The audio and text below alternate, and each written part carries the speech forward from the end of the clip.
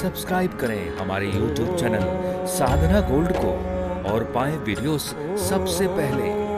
Bell icon दबाना ना भूलें। एक बार स्वामी विवेकानंद जी, रविंद्रनाथ टैगोर जी का नाम सुना होगा आपने। रविंद्रनाथ टैगोर जी के पिता के पास, उनका नाम अभी हमें विस्मरण है, स्वामी विवेकानंद जी उनके पिता के पास गए थे और कहा था, गए कब थे? बोले स्वामी विवेकानंद जी को पता चला कि टैगोर जी बहुत बड़े विद्वान हैं और वो ईश्वर के बड़े नजदीक हैं। तो स्वामी विवेकानंद जी उस समय युवा बच्चे थे, लगभग उनकी 18 वर्ष की उम्र रही होगी।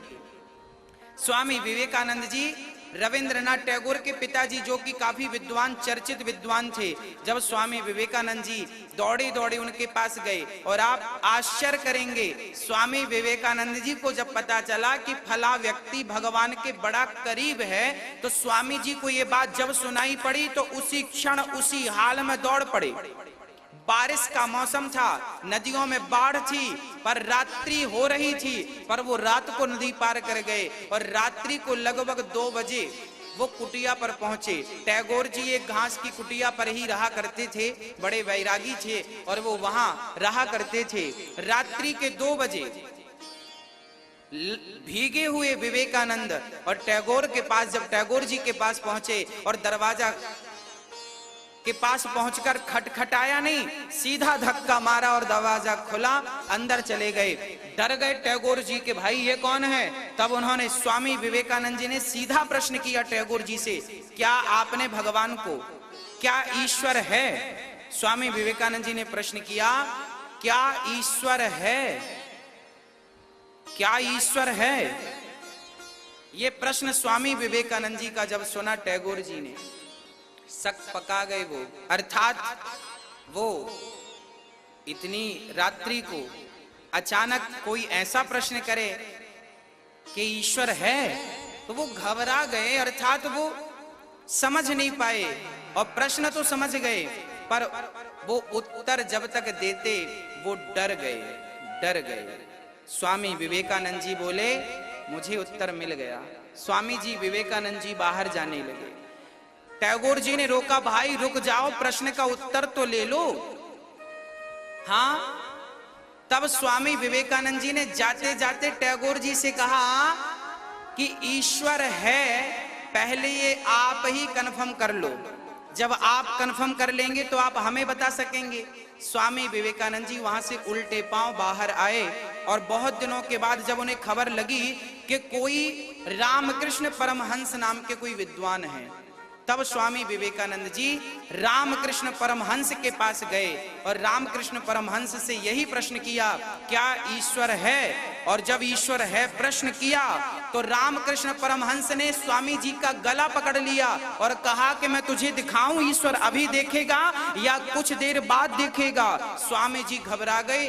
हाँ, स्वामी जी ने जब रामकृष्ण परमहंस का स्वरूप देखा और जब उन्होंने कहा, रामकृष्ण जी ने कहा कि तू अभी देखेगा या थोड़ी देर बाद देखेगा, तू अभी तैयार है या तैयार होगा? मैं तो दिखा सकता हूं तुझे, ईश्वर है। स्वामी विवेकानंद जी मूर्छित हो गए और जब होश आया तो फिर कोई और ही विवेकानंद जागा। पुराना विवेकानंद समाप्त हो गया और एक नया विवेकानंद जागा। कौन सा विवेकानंद? जो गुरु कृपा का अब प्रसाद प्राप्त कर चुका था, जो ईश्वर का अनुभव गुरु कृपा से कर चुका था, अब वो विवेकानंद जागा और उस विवेकानंद के अंदर का वो सारा अज्ञान, वो सारी जिज्ञासाएं समाप्त हो गई और जो डाउट था कि ईश्वर है या नहीं, इसलिए गीता में भगवान कृष्ण ने कहा है कि संशयात्मा विनश्यति, पहले आप ये डिसाइड कर लो कि परमात्मा है या नहीं है। यदि आपको लगा भगवान है नहीं है ना, आप किसी की बात मानो मत, मेरी मत मानो, किसी की मत मानो, आप स्वयं प्रैक्टिकल करके देखो। जब तक आपको ईश्वर का साक्षात्कार ना हो जाए, देखिए होता क्या है कि ईश्वर से मिलना अलग है और साक्षात्कार जो अनुभव है, मैं अनुभव की बात कर रहा हूं। जब ईश्वर का अनुभव आपको हो जाएगा, जब आप उसका अनुभव कर लेंगे परमात्मा का, तो फिर जो आपका डाउट है, संदेह है, वो सदा के लिए मिट जाएगा। और मैं आपको अनुभव करा सकता हूं, बाकी मिलने के लिए तो आपको आना पड़ेगा। अब ये अनुभव और मिलना ये क्या बातें हैं, मैं ये भी स्पष्ट कर देता हूं। क्या होता है, कुछ दिन पहले एक मैया ने हमारे पास हमसे मिलकर कहा, एक मैया मेरे पास आई और मैया जी ने कहा, बेटा मैं आपके द्वारा कही हुई कथाएं टीवी पे बार बार सुनती हूँ, रोज सुनती हूँ। मैंने टीवी पे आपको देखा है, मैंने टीवी पे आपको सुना है, पर साक्षात आज देख रही हूँ।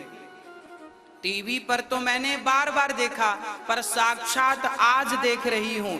ऐसे ही जब भगवान का अनुभव आप कर लेंगे तो जैसे टीवी पे आप हमें देख रहे हैं, हाँ हमसे मिलना, सामने मिलना और टीवी पे मिलना दोनों बातें अलग अलग हैं। ऐसे ही ईश्वर का अनुभव कैसा है, बोले टीवी पे जैसे देखना है, और ईश्वर का साक्षात्कार कैसा है, बोले ईश्वर से मिलने जैसा है। जैसे आप हमसे मिल रहे हैं, आपसे हम और हमसे आप मिल रहे हैं। तो ईश्वर का पहले क्या होगा, पहले आपको टीवी पर देखना पड़ेगा। जब आप सुनेंगे, समझेंगे, आपको अच्छा लगेगा, तो फिर मिलने की जिज्ञासा बढ़ेगी। यदि आप सुनेंगे नहीं, देखेंगे नहीं, तो फिर मिलने की जिज्ञासा कैसे होगी? तो जिज्ञासा तब होगी जब आप मिलेंगे, देखेंगे। उसके लिए क्या करना पड़ेगा, आपको अनुभव करना पड़ेगा। ईश्वर का अनुभव कैसे करेंगे, बोले आप सत्संग करेंगे, गुरु शरण में रहेंगे।